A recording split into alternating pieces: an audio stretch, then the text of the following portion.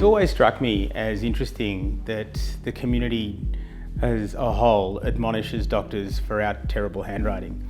And certainly I'm a shining beacon when it comes to poor handwriting. But the reality is that doctors are one of the few groups of people in our community that still actually use a pen and handwrite. Similarly, we still use fax machines to communicate. The rest of the world seems to be far more able to adopt new technology than, oddly enough, we are in the medical profession. We base our model of care of pregnant ladies on a paper that was produced in about 1927. It's almost 100 years old.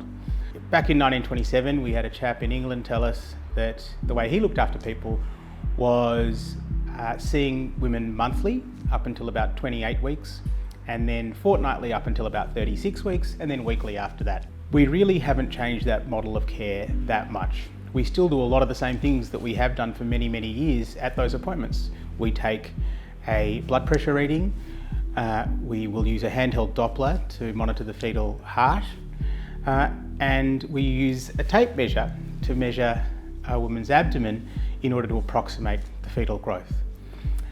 Over the last 100 years, things have changed a little bit. We now have ultrasound, but largely the way we look after women at those antenatal appointments has remained unchanged until now. That's why we're so super excited to introduce Connected Maternity Care for our women.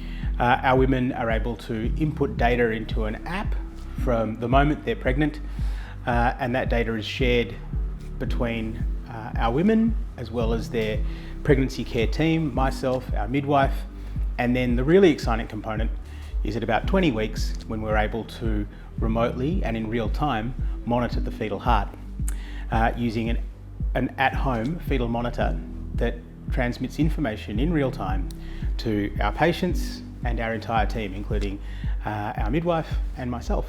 Let me show you how it works.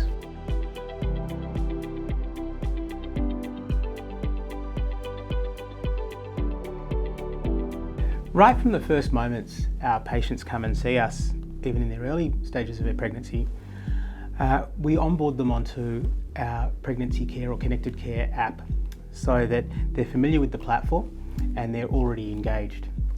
From about 20 weeks, we're able to monitor not only the baby's heart rate, but also the maternal heart rate. And in fact, the data that we get is just as accurate as the large CTG machines we use in the hospital when patients come and see us there. This is the fetal monitoring device. It's placed on the abdomen. We tend to get about a 10-minute trace that looks at variability of the baby's heart rate as well as how it relates to the mother's heart rate. And we can use that data to better predict outcomes for the baby, as well as provide reassurance for the mother that everything in the pregnancy is tracking really well. Whilst we originally looked at using at-home fetal monitoring in emergency situations where, for example, women and patients are cut off from the hospital because of things like bushfire or flood, or they live a long way from their nearest maternity care centre, we've found that having the convenience of having an at-home fetal monitor particularly useful for women who, for whatever other reason, can't attend their scheduled appointment on that particular day. As I've mentioned before, so many of our women are busy with work, or they might have other children at home. Certainly the lifestyles of the patients that we look after today is very different to 1927 when we first wrote our protocols for standard maternity care. So every now and then we are going to find that our patients are unable to attend their appointment, whether it's they're stuck in traffic or one of their kids is sick, and we certainly saw this during COVID where people were unwell and they had to have telehealth appointments. During those appointments, we were actually unable to really provide them with any reassurance as to how their baby was unless they could feel them. This changes all of that.